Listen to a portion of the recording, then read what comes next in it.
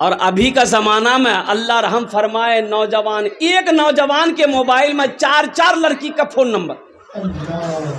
بولو بات صحیح کہ غلط ہے؟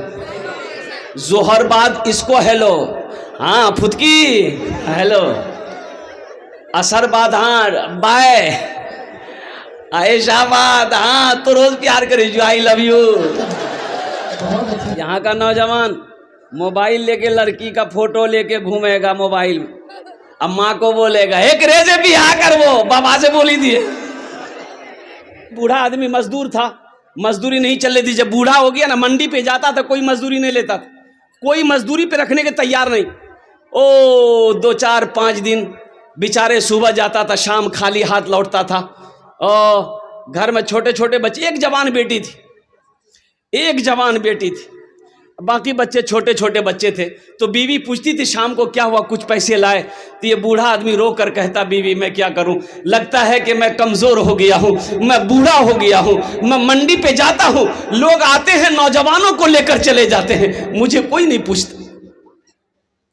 اب اس سے ادھار اس سے پہنچا لے کر گھر تو چل گیا، لیکن اب وہ بھی نوبت آ گئی کہ اب کوئی ادھار دینے کو تیار نہیں ہے، چولہا بند ہو گیا۔ اب بھائی بڑے لوگ بھوک برداشت کر لیں گے، چھوٹا چھوٹا بچہ بھوک برداشت نہیں کر سکے گا۔ او قربان جاؤ، یہ اس کی نوجوان بیٹی اپنے چھوٹے بھائیوں کو بلکتے ہوئے دیکھتی ہے تو آنکھوں سے آنسو جاری ہو گیا۔ اس لڑکی نے فیصلہ کر دیا یہ جوانی میری کس دن کام آئے گی، میرا باپ بوڑھا ہو گیا ہے، مزدوری نہیں مل رہی ہے، اور میرے رہتے ہوئے میرا بھائی بلک کر مر جائے، بھوکا مر جائے، یہ میں برداشت نہیں کر سکوں گی، چاہے مجھے عزت بیچنی کیوں نہ پڑے، میں اپنی عزت بیچ کر اپنے گھر کی چولہا جلاؤں گا۔ نوجوانوں سنو، یہ لڑکی جب صبح ہوئی نا تو فریش ہو کر بناؤ سنگار کر کے اپنی ماں سے کہی کہ ماں اجازت دے دو ہم شام تک گھر لوٹیں گے۔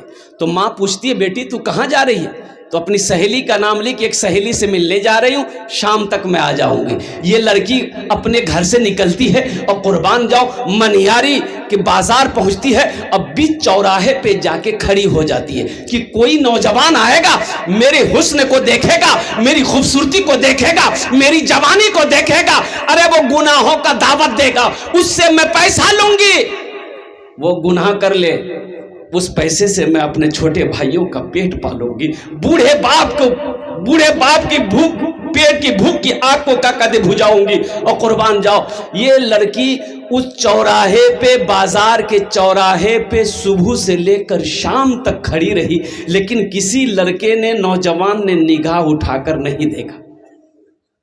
لڑکی مایوس ہو گئی، مایوس ہو کر دیکھا، دن جب ڈوب گیا گھر آئی، ماں باپ دونوں پریشان تھے کہ جوان بیٹی ہے گھر سے صبح گئی ابھی تک آئی نہیں ہے۔ جب لڑکی داخل ہوئی تو ماں گلے پکڑ کر رونا شروع کر دی، میرے کلیجے کا ٹکڑا تم کہاں چلی گئی تھی؟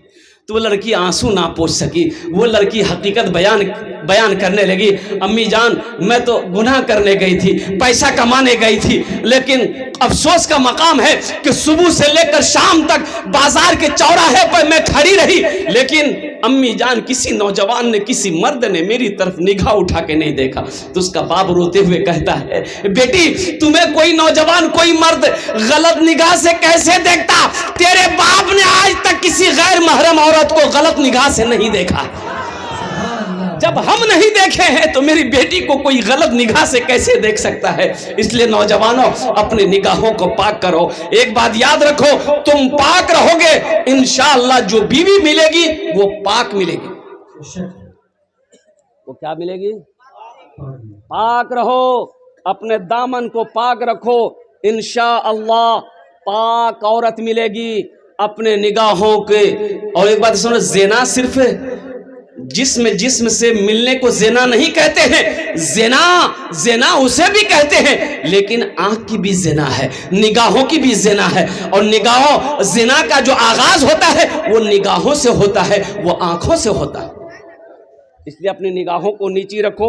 ہم کہتے ہیں نوجوانوں انشاءاللہ پاک دامن رہو، اپنے اندر میں استقلال پیدا کرو، اپنے اندر میں جذبہ پیدا کرو، اور انشاءاللہ ساتھ ہی ساتھ اپنی مسجدوں کو آباد کرو، اپنی مسجدوں کو آباد کرو۔ اللہ کو جوانی کی عبادت پسند ہے۔